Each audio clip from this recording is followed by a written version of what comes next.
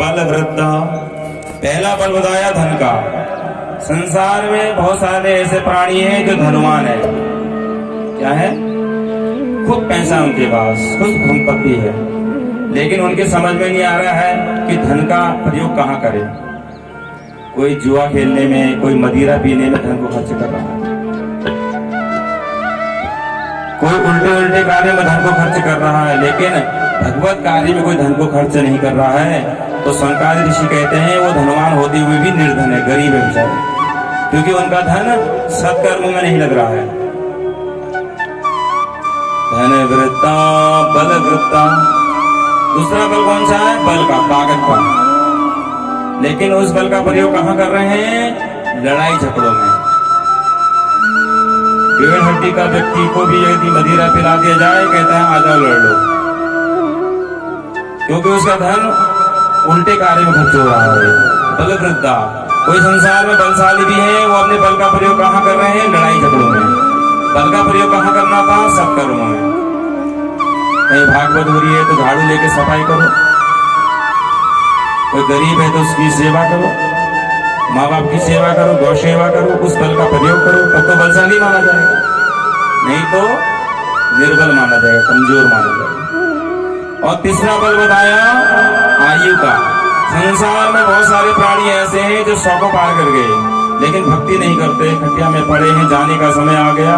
किसी ने कहा भैया आप तो दान पुण्य भक्ति कर ले, बोले नहीं, अपनी अभी नातनी की शादी हो गई, लो भैया जाने की तैयारी पूरी है। बेटा सोच रहा भैया दादाजी जाए तब जाके मुहूर्त निकलवाओ, कहीं शादी के मंडप में गटक गई तो फिर क्या होगा। और दादाजी सोच रहे हैं जरा नातनी की शादी हो गई, मन है ही नहीं भक्ति। तो आयु से श्रेष्ठ होते हुए भी अल्पायु है। कौन? जिनका मन गोविंद के चरणों में नहीं लगा है, जिनका मन भागवत में नहीं जुड़ा है। और चौथा बल एक और बताया, बोला कौन सा? बोला ज्ञान का। बोले जिसके पास ज्ञान का बल होगा ना, वही संसार में सबसे बड़ा बलशाली माना जाएगा। चाहे नमक के साथ रोटी खा लीजिए, चल जाएगा, चाहे उम्र में कम ज्यादा हो वो भी चल जाएगा, गरीब हो वो भी चल जाएगा, लेकिन ज्ञान है, जिसके पास ज्ञान है, जिसका मन भगवान श्री गोविंद के चरणों में लगा हुआ है, जिसका मन भागवत पंडाल में लगा हुआ है, जिनका मन भक्ति में लगा हुआ है, वो संसार में, वो सृष्टि में, वो संपूर्ण जगत में, वो संपूर्ण ब्रह्मांड में बलशाली माना जाए।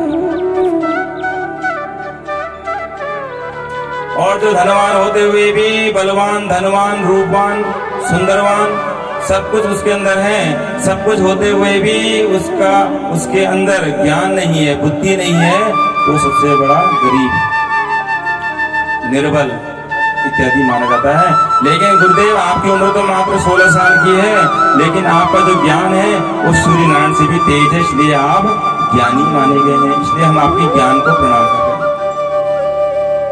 सूर्य जी महाराज बड़े प्रसन्न हो गए।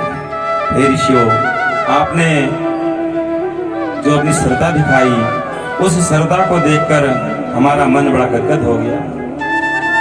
सौनक ऋषि कहते हैं गुरुदेव यही नहीं, और सुनिए, बोले क्या? चिंता मणिर्लोक सुखम सुरुद्रो स्वर्ग संपदम पर्यच्छति गुरु प्रीतो वैकुंठम योगी दुर्लभम। गुरुदेव किसी को चिंतामणि मिल जाए तो चिंतामणि से जो चीज आप मांगोगे वो मिल जाती है। किसी को स्वर्ग का कल्प वृक्ष मिल जाए तो उस वृक्ष के नीचे बैठकर कहोगे भैया आज खीर खाने का मन है, तो खीर प्रकट हो जाएगा। उस कल्प वृक्ष के नीचे बैठकर कहोगे भैया आज रसगुल्ले खाने का मन है, वो भी मिल जाएगा।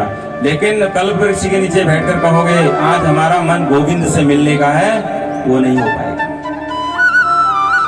वो तो कहाँ होता है? बोले वो सदगुरुदेव के चरणों में बैठकर, गुरुदेव के चरणों में बैठकर भगवान के साक्षात्कार हो जाए, दर्शन हो जाए। इसलिए हमने आपको प्रणाम किया। हे गुरुदेव, ये बताइए कि कलयुग में मनुष्य को मुक्ति कैसे मिलेगी? मनुष्य उस प्रभु को प्राप्त कैसे करेगा? क्या खाना पीना सोना ही जिंदगी है? मनुष्य का संसार में आने का मुख्य लक्ष्य क्या है? बड़ा ही सुंदर प्रश्न किया है संगाद ऋषियों ने। सूत जी महाराज ने कहा, हे ऋषियों, आपने बहुत अच्छी बात पूछी है। सूत जी महाराज ने अपने गुरुदेव श्री सुखदेव जी महाराज का ध्यान किया है। सुखदेव जी महाराज को प्रणाम किया है। यम प्रव्रजंतमनुपेतमपेत कृत्यम दैपायनो ग्रहकातर आजुभाव पुत्रेति तन्मयातर्भोऽभिनेदुस्तं सर्वभूतहृदयं मुनिमानतोऽस्मि। गुरुदेव जी महाराज को प्रणाम किया।